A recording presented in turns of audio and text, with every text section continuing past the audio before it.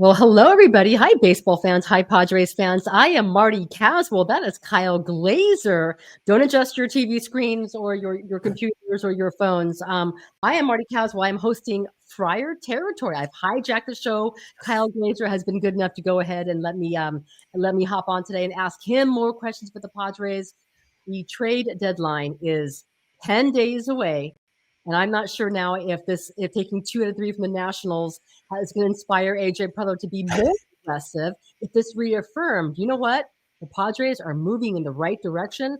Kyle, how are you this fine day? What are you expecting now as we are just 10 days away from the trade deadline? Great to be on with you, Marty. I think more than the Padres just merely winning this series against the Nationals, it's what they've done recently. They're now 3-0-1 in their last 4 series, and that has built the case for them to be more aggressive at the deadline. And that has coincided with a stretch in which a lot of the teams they're competing with Yeah. have really fallen back to the pack. The Dodgers have lost 10 of 12. The Giants have lost 6 of 7. The Phillies have not been playing well. Really, outside of the Cubs and the Brewers, none of the national league contenders have been playing that well recently. Even the Cardinals, who at one point looked like would be competing with the Padres for the final NL wildcard spot, they're really struggling. Their pitching staff has an ERA over 7. They just got swept by Arizona and swept emphatically. So the combination of the Padres playing well this time of year, combined with a lot of the other contenders in the National League kind of falling back to the pack, it is strengthening the argument for the Padres to not only buy at the deadline, but be on a little bit on the aggressive side of buying. I can't believe I'm asking this question. So right now the Padres are 54-45. The Dodgers, I believe you were at Dodger Stadium on Sunday to watch them get swept by the Milwaukee Brewers, who along with the Cubs have like the best record in baseball, which is something else. The Dodgers are 58-42. I mean, can we not talk about the Padres having a realistic chance of winning the division? Why not win the NL West? Just 3.5 games back. We spent so much time this season talking about all the Padres injuries. They're getting guys back, but now the Dodgers are banged up to go with a bullpen that really hasn't been effective, and they're still waiting for some of their pitchers to come back. Why not win the West? Look, when you're only 3.5 games back, you're in striking distance. There's no question. This is a very different scenario than a few weeks ago when the Padres were 7 games back, 8 games back. To their credit, they have crawled back into it. Look, with the Dodgers, this is a team that is still getting healthy on the pitching side. They just got Tyler Glasnow back. Shohei Ohtani is consistently pitching more innings, every couple starts. Blake Snell is going to have one more rehab start. He's going to come back. So I do expect the Dodgers starting pitching to get going here shortly. But you're right. Their bullpen is just not very good right now. And the other thing with the Dodgers, they're just not playing very good baseball. You're right. I was there today covering the game, just part of one of my job assignments I had. And the thing with the Dodgers is they're just a lot of fundamental mistakes defensively. They're just whiffing on balls in the outfield. They're, missing out on chances to take an extra base, not running the bases aggressively. They're, missing cutoff men, just a lot of focus, fundamental and focus kind of things. And those are a lot of things that add up. You start giving up extra bases, that starts turning into giving up extra runs. You start giving away extra outs. Good teams are going to take advantage of that. And the Brewers were a good team. They swept the Dodgers twice now in the last just under 2 weeks. So the Dodgers are just not playing very good baseball right now. And their offense as well just isn't doing a whole lot. Shohei Ohtani, Freddie Freeman, those guys are doing a lot. But outside of that, Andy Pages too. But outside of them, the lineup is slumping. So I will say that the time is right for the Padres to make a move because the Dodgers are just not playing good baseball right now. Again, the Dodgers are 58-42. Now, I know the name of the show is Friar Territory. We're going to get into what the Padres need to do, some of the names that they could be eyeing. But like right now, just how things stand, who do you expect to be more aggressive at this deadline, the Dodgers or the Padres? Given how these teams are playing going to the deadline, given the deficiencies on both of their rosters, which are pretty clear. I expect them both to be aggressive. I think the players the Padres will go after are going to be bigger names just because what the Dodgers need is bullpen help. And you can get a lot of really quality relievers who maybe aren't the biggest household names or kind of the sexy marquee names. Whereas if you're the Padres, what you really, really need, and we'll get into this, is impact bats. And those are guys who play every day, that fill up the stat sheet, that you can say, yeah, this is someone who is impacting the club day after day after day. So I think when you look at it at the end, both teams might make a similar number of trades, trade away similar number of prospects, but just by virtue of the Padres' needs, I think the higher profile players will be the Padres. Okay, let's go ahead and get to the Padres. Last time that you and I spoke, I believe the name that you threw out there was Kyle Gashioka, right? That's a guy that you should. Was it Gashioka? No, Well, it was Sean Sean Murphy. It was Sean Murphy's, Murphy, of the Braves. yeah. That he made a lot of sense. I know what the Braves are saying, that they're not going to move him until maybe the offseason, but no team says, unless you're the Rockies, right? Unless you're the Rockies, no team's going to say, you know what, we're going to go ahead and wave the white. We're going to wave the white flag. Anyone's available right now. Do you still think that the Braves are more prone to keeping Sean Murphy than trading him? Not necessarily. It's about if the offer is right. Realistically, the Braves are not going to do a full rebuild, but they're going to do a reset. They have Drake Baldwin, a really, really talented rookie catcher who's already cut into Sean Murphy's playing time. And having a catcher making $15 million a year to play kind of an even split, that's not really what's best for the Braves moving forward. So if the deal is right, I do expect them to potentially move him. And I think what's important to note with Sean Murphy is, look, he's got an OPS in the 840s. He's hit 16 homers while playing only 62, 63 games. And oh, by the way, he's one of the best defensive catchers in baseball. We talk about what he does with his receiving, his blocking, his throwing, also his ability to mesh with pitching staffs. And that's a big part of this with the Padres is, as much as Martin Maldonado and Elias Diaz have been unwatchable at times offensively. Yes, I know Diaz homered against the Nats. Of course he did. You know, you also don't want to risk the comfort the pitching staff has in their catchers. This pitching staff's been so good all year. And Sean Murphy is the type of defender and the type of leader behind the plate that you can put him in and you're not going to have any sort of drop off. So again, offensively, you talk about what do the Padres need most? And it's not just, a left fielder and a catcher. They need those positions, but they also need right-handed power bats. They need guys from the right side who can mash. And Sean Murphy checks the boxes. Right-handed power bat, great catcher. Also, he's not a rental. He signed through next year and the year after that. And look, $15 million a year for an elite two-way catcher is actually not a lot of money. The Padres are just going to have to find a way to make the money work. That's really the only holdup. Talent-wise, they have the prospects to make this deal. They have a need for Sean Murphy. But where they are financially, that's the tricky part. And they're going to have to get creative to make the money work. Okay, the last time you and I spoke a few weeks ago, you said you made a point of saying the Red Sox are not going to trade Durant, right? At that time, they had won 10 games in a row. You need to give a lot to go ahead and get Durant. Do you still feel as strongly? And if not Durant, give me a handful of names that could make sense for the Padres. Look, the Red Sox are in playoff position right now, and yes, they won 10 straight games, mostly against patsies. It was the Rockies, it was the Nationals. They have a tough stretch coming up. They just dropped 2 of 3 to the Cubs, but they won the finale. They play the Phillies. They play the Dodgers. This stretch coming out of the break is going to go a long way toward determining what they do. But if you're a team in playoff position that has a cheap, controllable, productive two-way outfielder who's also your leadoff hitter, there's no reason to trade him whatsoever. And the Red Sox have voice. They intend to compete this year. When Craig Breslow said that after trading Rafael Devers, everyone rolled their eyes, to be honest, myself included. Right. But look at where they are. A team that intends to compete, is in a playoff spot, is not going to trade away their leadoff hitter who's good on both sides of the ball and is extremely cheap. He is one of their most valuable assets.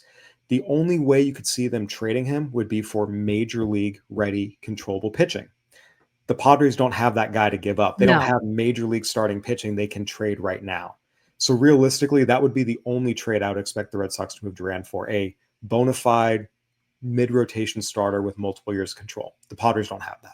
Are you saying the Red Sox wouldn't trade Duran for, Stephen Kolek and Matt Waldron?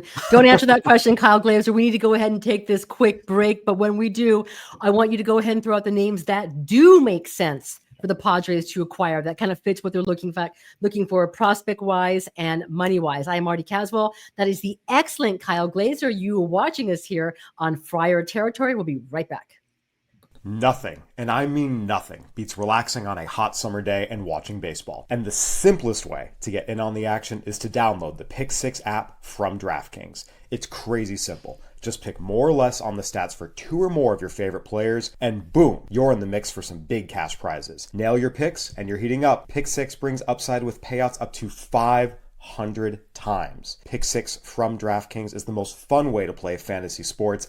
Download the DraftKings Pick Six app now and use code FOUL. That's code FOUL for new customers to get a special sign-up offer. Better payouts, bigger wins, only with Pick Six from DraftKings. The crown is yours. Gambling problem? Call 1-800-GAMBLER. Help is available for problem gambling. Call 888-789-7777 or visit ccpg.org in Connecticut. Must be 18 and over. Age and eligibility restrictions vary by jurisdiction. Pick Six not available everywhere, including New York and Ontario. Void where prohibited. For additional terms and responsible gaming resources, see picksix.draftkings.com/promos. Okay, back here on Friar Territory with Marty. I'm Marty. That is Kyle. I need to go ahead and be specific here. Hey, real quick, we spent so much time talking about Duran. I think Luis Robert Jr. How about a guy right here in Southern California, and that would be Taylor Ward of the Angels? Could he make sense for the Padres? Now, I'm not quite sure if the Angels are going to be buyers or sellers. I never quite know what's happening over there in Anaheim. Go ahead and give us some clarity, Kyle. Yeah, the Angels should be sellers. Again, it's just going to come down to, is Taylor Ward one of Artie Moreno's favorite players? That honestly has as much to do with whether or not he gets traded. Seriously? Yes, 100%. That is exactly the standard by which Artie Moreno makes a lot of. Is he the favorite player? Okay. Is he one of Artie Moreno's favorite guys? Yeah, that is the standard by which Artie Moreno decides to make a lot of roster decisions. Yes. There's a reason the Angels are where they are. Okay, perfect.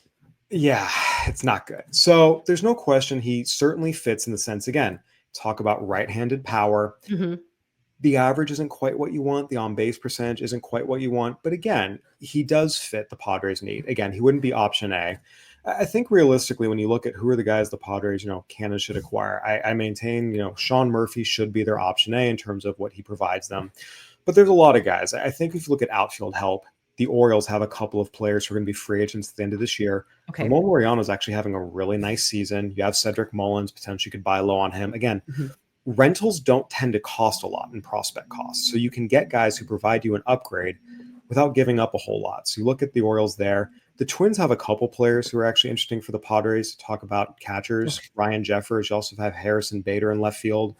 Willie Castro would be a great addition for the bench. Strengthening the bench is something the Padres need to do. With the White Sox, Luis Robert is starting to hit. He is starting to perform. It's just a matter of, what do the White Sox want? Luis Robert has team options after this year that are not going to get picked up. He's not worth $20 million a year. So if the Padres can acquire him for essentially what a buy low rental cost would be, do it. If the White Sox want premium players, as if Luis Robert's still an all-star who you say, oh, well, he has 3 years of contract control left, you don't do it. It's just going to depend on what the White Sox want. Okay, how about a team that the Padres are going to play the next 3 days, and that would be the Miami Marlins. Of course, the Padres, have become familiar trading partners for the past couple of years, getting Luis Ariz before last season, and I believe also Tanner Scott for the Marlins. Scott. Who are some guys that can make sense? Alcantara has been mentioned out there earlier, but he's having a terrible season, and I'm not quite sure he fits a need for the Padres anyways, despite some of their questions that still, to me, remain around this pitching staff. I know Yu Darvish is back, Michael King, and the Padres expect him back, in the next couple of weeks. But does he make sense for anybody? Is there anybody in this roster that can make sense for the Padres? Let's go, Kyle Stowers. There's not an easy fit. So when you look at the Padres' frequent trading partners, the most frequent trading partner since they became buyers after the 2019 offseason is the Pirates. They love trading with the Pirates. You also have a lot of Marlins. You have a lot of Rays. Those have been the main teams. There's also been a lot of Yankees and Royals in there. But there's no question the Marlins have been one of their favorite trading partners. Realistically, the Marlins don't have a lot of natural fits for the Padres roster. And again, the Padres certainly could use another starter. You always need starting depth. Yep. You could certainly use another bullpen arm just to take some pressure off the core four. Absolutely. But again, it comes down to the Padres are a team with limited financial resources, and we'll get into this, limited prospect resources. This is not like 2022 when, we have enough to go trade for Juan Soto and Josh Hader in the same deadline. Or the 2020 offseason where they could go acquire Yu Darvish and Blake Snell and Joe Musgrove. The Padres don't have the capital to do that this year. So when you're operating from a place of limited resources, you need to address your most significant concern, and that is offense. Padres' number one concern, catcher who can hit. Number two concern, a left fielder who can hit. Number three concern, a bench guy who can hit. Any arm is no more than 4th on the Padres priority list, or should be no more than 4th. It's a luxury item at this point. Yeah. And I just think given the strength of their bullpen right now, I think you hope you can get, 5 good innings out of your starter and then turn it over to the bullpen. So I would completely agree with you there. That's a luxury idea. I don't know why I just figured, the Marlins are next. Who can they pluck off from a team like that? And again, Sandy Alcantara is just having a bad year. He doesn't make sense. Edward Cabrera is a really nice young starting pitcher. Again, the Marlins shouldn't trade him. And again, the Padres not the right fit there. When you talk about bottom feeders, who the Padres like to trade with that maybe have some guys, the Pirates are interesting, right? Because you have guys like Mitch Keller, Brian Reynolds, but the issue is Brian Reynolds is having a very, very bad year. He is owed a lot of money. We talk about Sean Murphy making $15 million plus over the next couple of years. Reynolds is making a lot more than that for a lot longer. That's a tough commitment. Again, Mitch Keller's a great pitcher, but again, it doesn't make sense for the Padres to throw together a giant package for Keller and Reynolds. It's tough with Reynolds not performing up to par and the money he's owed. So realistically, again, I don't see fits with the Marlins. The teams that have the most natural fits for what the Padres need are the Orioles, Twins, to a degree, the Angels with Taylor Ward and Luis Rengifo maybe being a bench guy, and depending on Artie Moreno's favorite player of the week. So we have pretty much. I mean, those are really the teams that align best with the Padres: Orioles, Twins, Angels, Braves. Okay. Then let's go to the prospects the Padres do have. The 2 popular names when it comes to their farm system has always been DeVries, number 3, I think by MLB.com, and then Ethan Salas. What are you hearing on how inclined AJ Preller may be to trade either one of those prospects? Yeah, so I think first and foremost, it's important to provide updates where they are, just speaking with scouts around the game, Padres front office officials.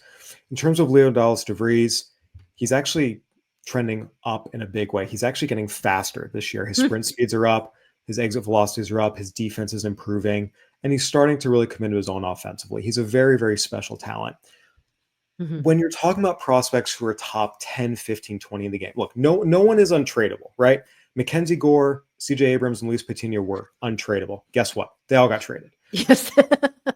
Yes. But who were they traded for? Juan Soto, an MVP type of player, and Blake Snell, a Cy Young Award winner who had more Cy Young ability left in him.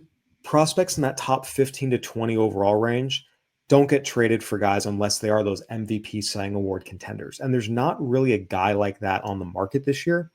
So realistically, I don't see DeVries going anywhere. Salas is going to be very, very difficult to trade. And here's why. I got this update from a couple of Padres front office officials. So Ethan Salas, his back, his stress fracture in his back is healing a lot more slowly than expected. And it is very, very unlikely he returns to play this year. He is just catching off the machine right now. He's doing a little bit of work in the gym, but he's not rotating at all. No swings. Even when he's catching, it's just straight on stuff. No reaching, no moving. Again, there hasn't been a setback. The stress fracture is just healing a lot more slowly than the Padres hoped for, and they're being cautious about it. Ethan Salas was catching some bullpens. After speaking with some doctors, the Padres actually pulled the plug on that because they decided the risk reward wasn't there.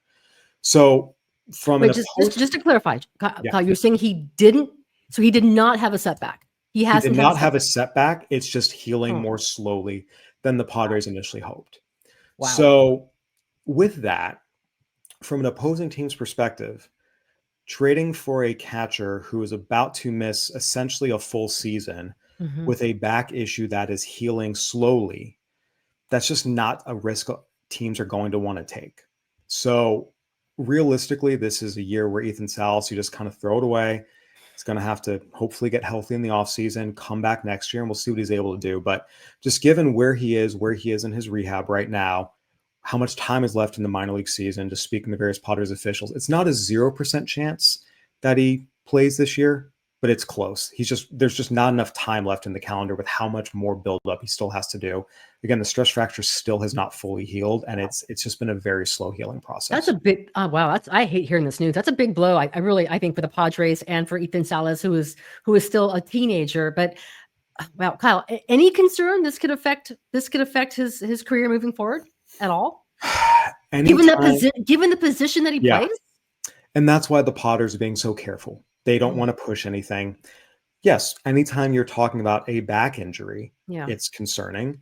Anytime you're talking about a back injury for a catcher, it's concerning. I think back to Diego Cartaya and the Dodgers organization, who was also a huge bonus guy, top 20 prospect in his prime, Mm-hmm. had back issues, and everything just kind of fell apart. So it is concerning. Obviously, you hope for the best, but the Padres are doing the right thing in terms of letting him heal, not pushing him just to get back for the sake of getting some at bats at Double-A in the final 2 weeks of the minor league season. The focus is let's get this healed up and take it slowly.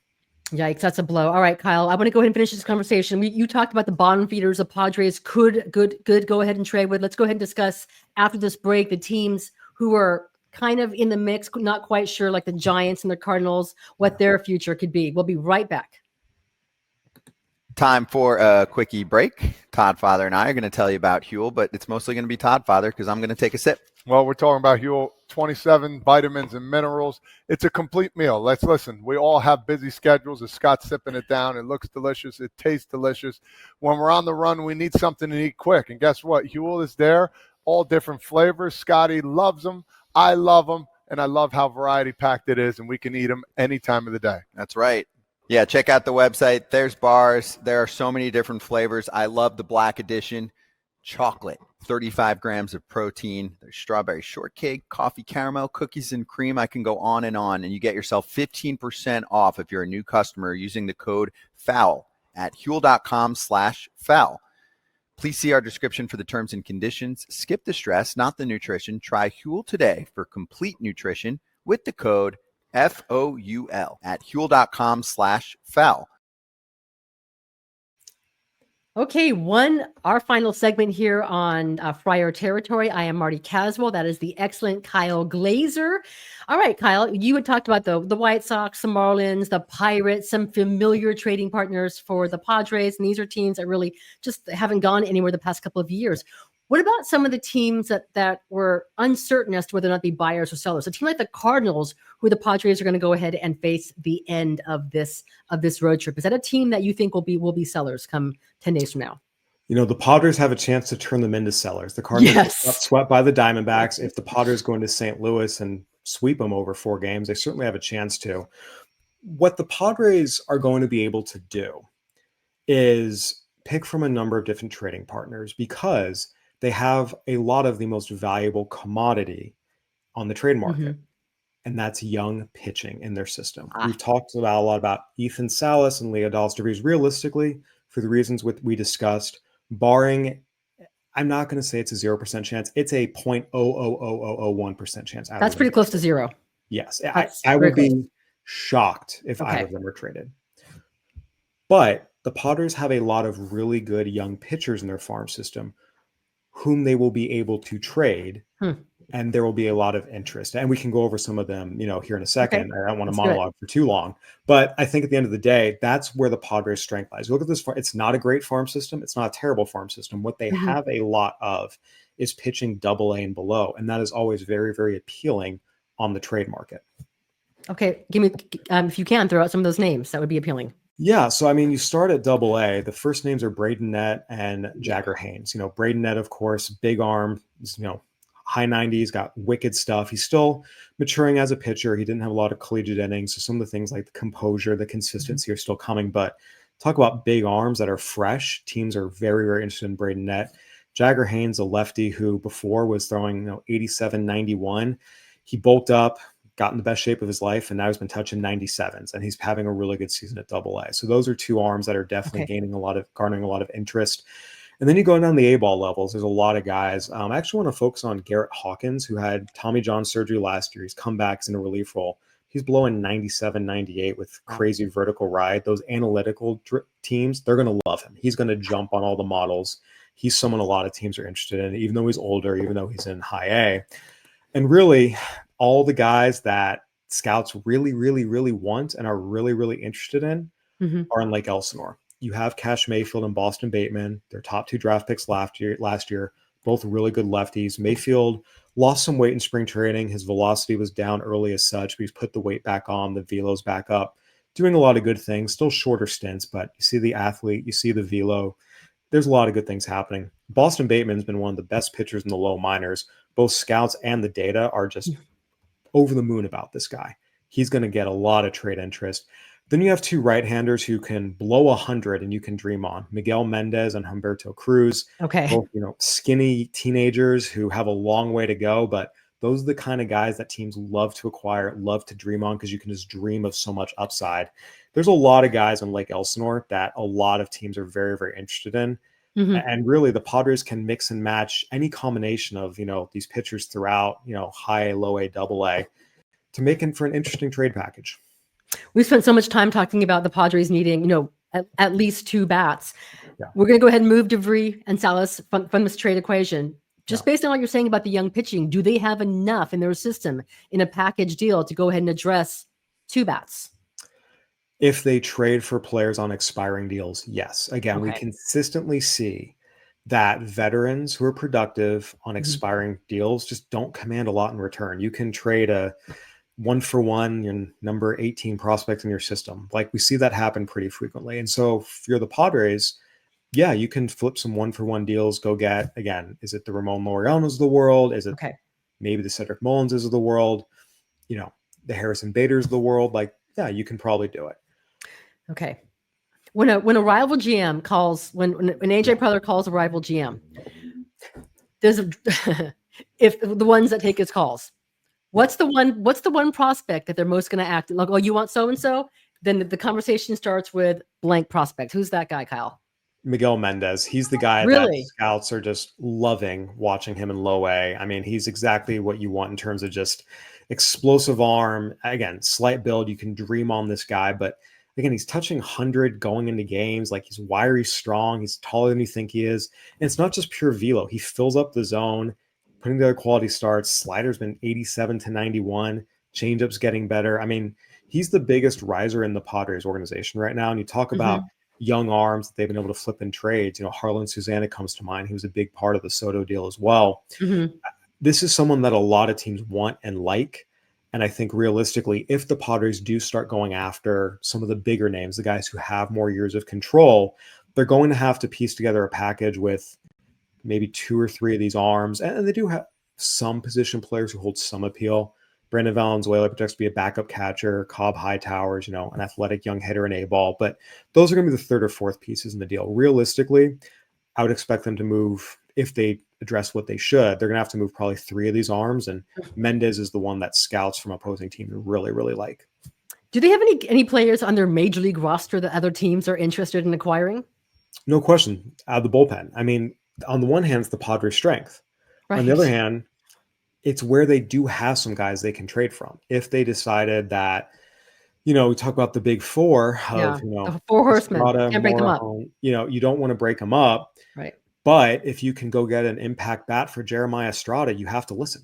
If the Braves say, hey, we need bullpen help and we see Jeremiah Estrada, if you give us Estrada and, a really good pitching prospect and, one of your potential upside position players, the Padres can and should make that trade. So again, it comes down to what the price is. Okay. And again, we know that the Padres, they would like to go ahead and shed some of this payroll too, right? They don't have they can't take anything on. So if they were going to go ahead and package in a player on this major league roster that's making some coin with a couple of prospects, who is that player? Is it a Jake Cronenworth type? I mean, who is that guy they could move to go ahead and save some salary? And that's the tricky part, right? They don't really have any offensive players where a lot of their money's tied up. They can really afford to trade. Cronenworth's starting to hit. They're not going to be able to move Bogart's contract, even with him hitting. Realistically, the only place that want to hit a grand slam. What are you talking about, Kyle? This is the highest value right now. He's been on fire this past month. Yes. No team in baseball would go near what's left on his contract, unless the Padres pay down like 3/4 of it and throw in some great prospects on top, which again doesn't make sense for the team. How many prospects? I'm just joking. Okay. Pick your favorite 4. I mean, it would have to be a lot. Got it. Okay. Realistically, the only places they could really shave money is Wandy Peralta and Yuki Matsui. The problem is Wandy Peralta, and again, teams always want left-handed bullpen help. I know Padres fans are going to hear that because they hate these guys and don't think much of them, but you'd be amazed. Teams will pay for mediocre left-handers like all day. It's amazing. Left-handed relievers are always in demand no matter how poorly they're pitching. The issue is Wandy Peralta has 2 player options after this year, and that's going to be a little bit of a hindrance. I don't see a lot of teams are going to look at him and say, hey, this is someone we want to pay now and pick up potentially and be on the hook for potentially 2 player options. Yuki Matsui has an ERA over 5, and he is owed 20 plus million left on his contract. So that's the 2 places, we say, oh, who are players the Padres could afford to lose without hurting their team and shave payroll? It's Wandy Peralta and Yuki Matsui. The problem is they're not going to be that appealing to other teams. Matsui with his performance and contract, and Peralta by having those 2 player options.